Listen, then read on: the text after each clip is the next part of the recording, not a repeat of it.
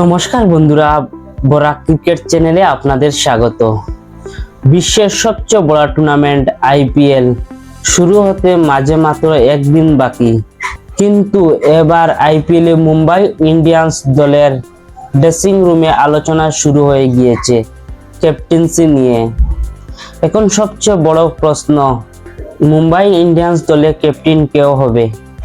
হার্দিক পান্ডিয়া, সূর্যকুমার যাদব নাকি রোহিত শর্মা? তো বন্ধুরা দেখো, এত বিতর্কের মধ্যে অবশেষে মুখ করলেন ভারতের প্রাক্তন নির্বাচক কমিটির প্রাক্তন চেয়ারম্যান কৃষ্ণমাচারী শ্রীমন্ত। আপনারা ওনার নাম তো অবশ্যই জানেন। তিনি স্পষ্ট ভাষায় বলে দিয়েছেন এবার মুম্বাই ইন্ডিয়ান্স দলে অধিনায়ক সূর্যকুমার যাদবকে দেওয়া হোক। তিনি এখানে তামিল নিয়ে আরও বলেছেন, টি-20 বিশ্বকাপ তিনি জিতিয়েছেন, এত বড় টুর্নামেন্ট সূর্যকুমার যাদব কিভাবে নেতৃত্ব দিতে হয় তিনি প্রমাণ করে দিয়েছেন। তাই এবার আইপিএলে উনাকে ক্যাপ্টেন্সি দেওয়া উচিত হবে বলে তিনি মনে করেন। অন্যদিকে হার্দিক পান্ডিয়াকে নিয়ে পরিস্থিতি কিছুটা সমস্যা হবে। গুজরাট থেকে মুম্বাই ফেরার পর রোহিত শর্মাকে সরিয়ে হার্দিক পান্ডিয়াকে ক্যাপ্টেন বানানো হয়েছিল। তখন ফ্যানরা হার্দিক পান্ডিয়াকে নিয়ে বিদ্রুপ করেছিলেন এবং টিম ম্যানেজমেন্ট শুনতে হয়েছে। বন্ধুরা, এর মাঝেও কিন্তু রোহিত শর্মার প্রসঙ্গ রয়েছে।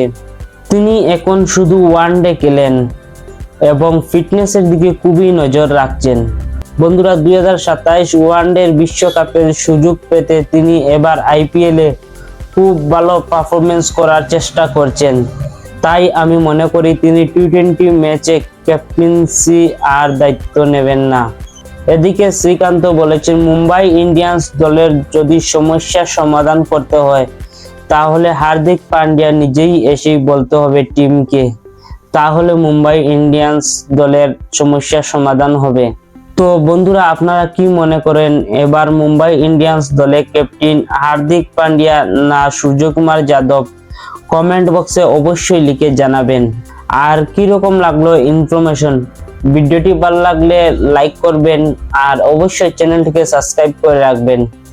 ধন্যবাদ, টাটা। আবার আসছি নতুন ভিডিও নিয়ে। জয় হিন্দ।